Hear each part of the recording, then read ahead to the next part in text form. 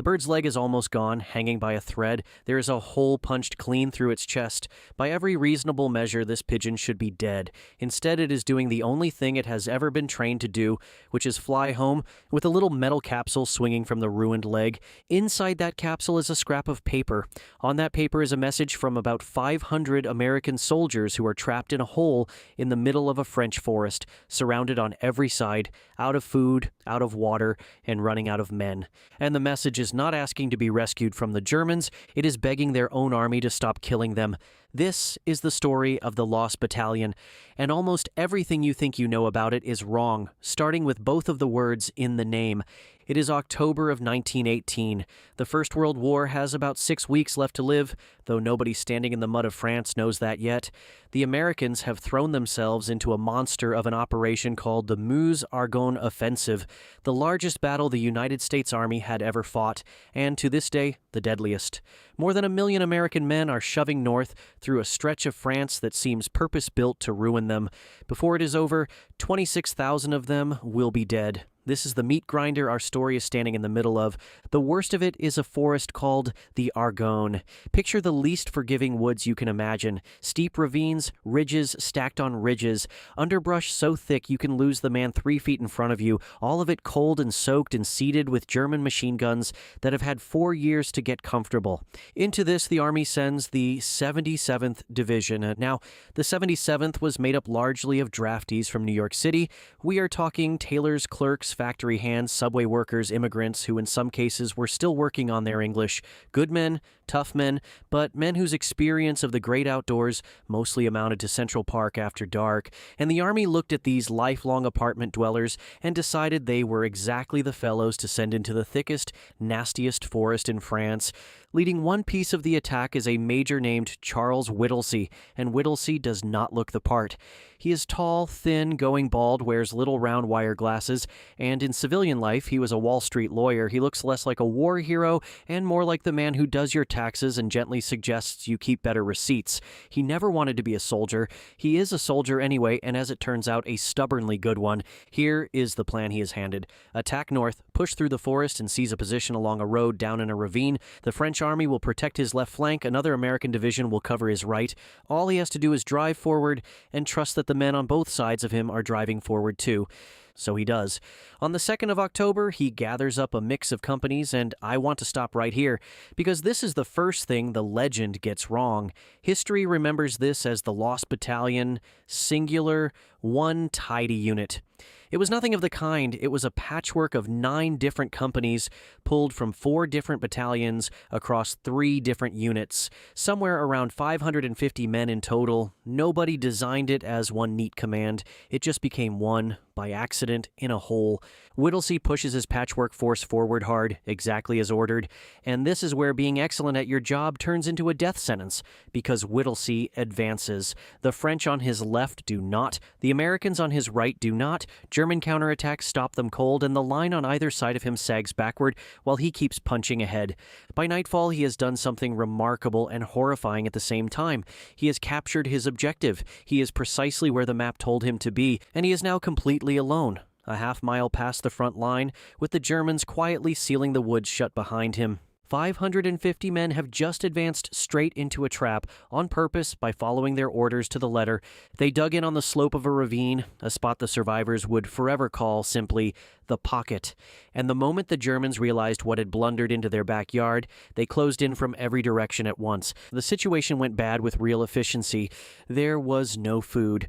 The men had come in with whatever was in their pockets, and that was gone almost immediately. There was no water up on the slope either. The only water was a stream at the bottom of the ravine, out in the open, and the Germans knew it as well as anyone, so getting a drink meant crawling downhill into a lane of machine gun fire, filling canteens for your friends, and crawling back up. Men went down to that stream for water and simply never came back. The ammunition began to run out. The medical supplies ran out completely, which, in a hollow packed with wounded men, is its own particular hell. You could hear them in the dark, and there was nothing to be done. The wounded just lay there in the cold day after day, and the men who loved them could only sit close and wait, and they were cut off in every possible sense. The telephone wires were dead. So Whittlesey did the old-fashioned thing and sent runners, individual men ordered to sprint out through the German German ring and carry word back to headquarters.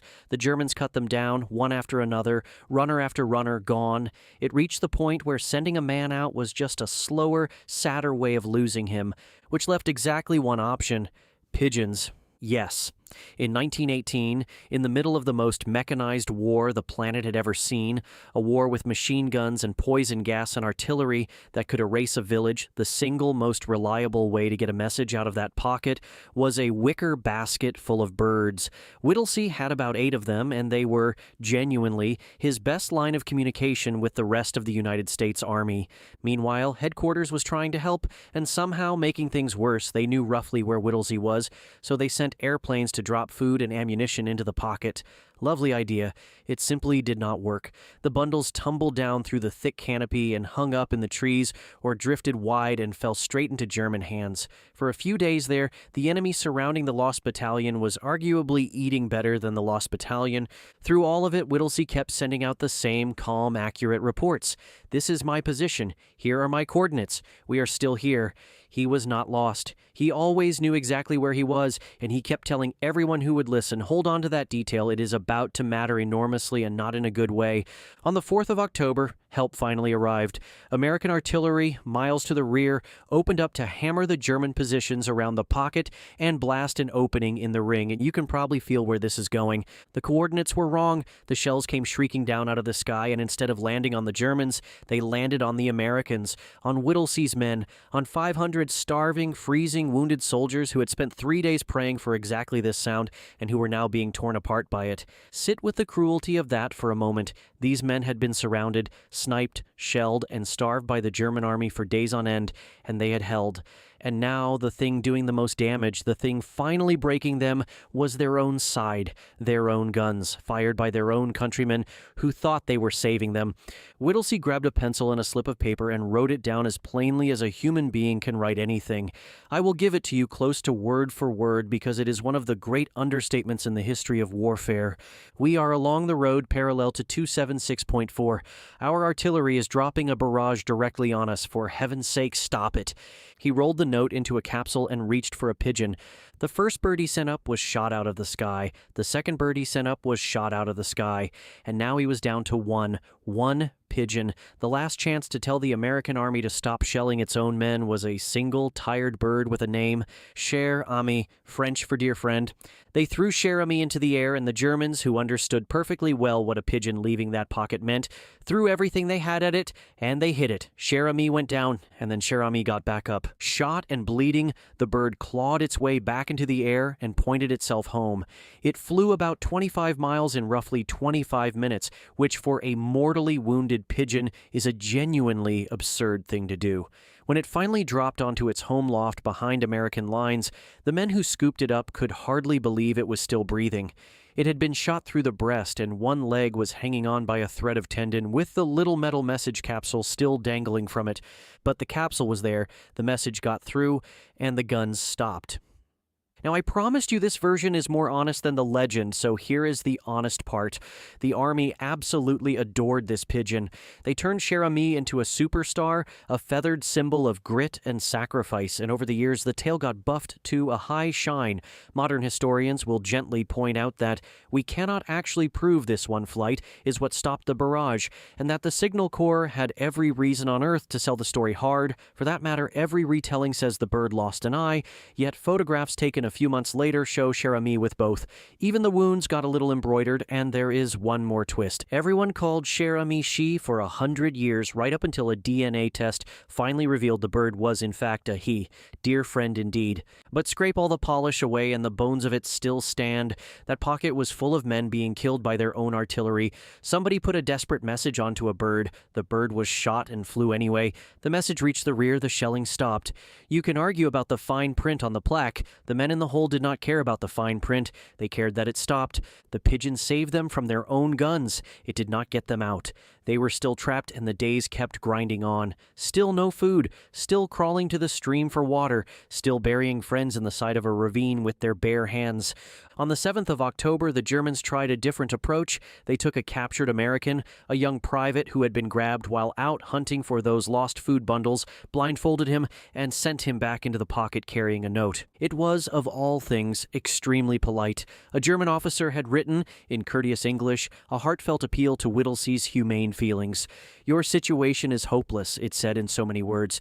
"Your men are suffering terribly. You have done everything honor could possibly ask. Please surrender and spare them." And here is where the legend hands us its favorite line. As the story is usually told, Major Whittlesey read that gentlemanly little note, drew himself up to his full height, and bellowed back, "Go to hell."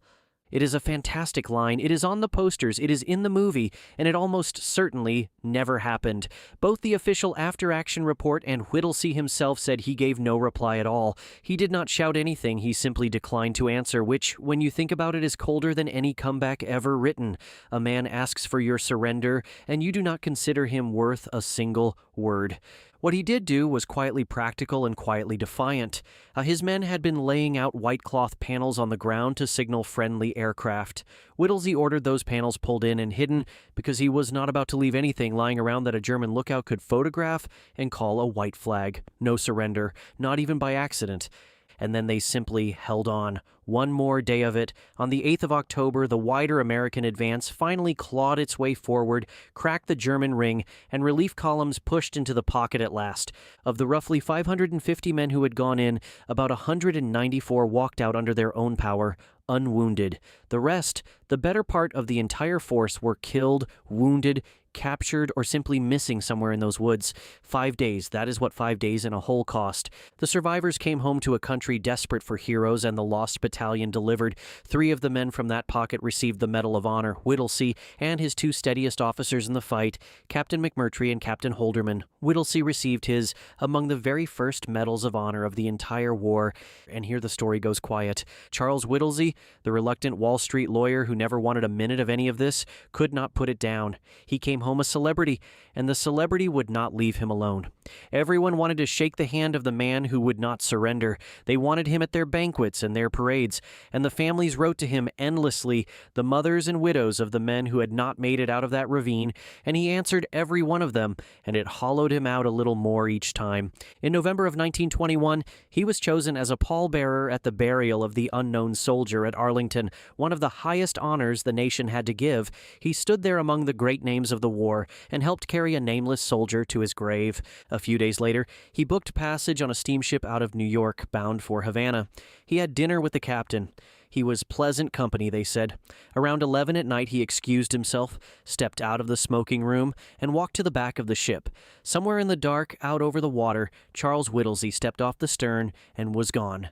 His body was never found. He left behind a small stack of carefully written letters, and he was 37 years old. The man who held 500 soldiers together in the worst hole in France, who watched his own army shell him and still refused to break, was in the end the last casualty of his own battle. 3 years late. So that is the Lost Battalion, a unit that was not a battalion, that was never actually lost, that got trapped by following its orders perfectly, that was shelled by its own side, and that reached the outside world through a one-legged pigeon nobody can even prove was the hero it became. History wrapped the whole thing up in a tidy name and a triumphant plaque. The truth was 500 men in a hole and a bird that should have died and flew anyway. If you want more of the stories the plaques leave out, hit subscribe. We have got a whole war's worth.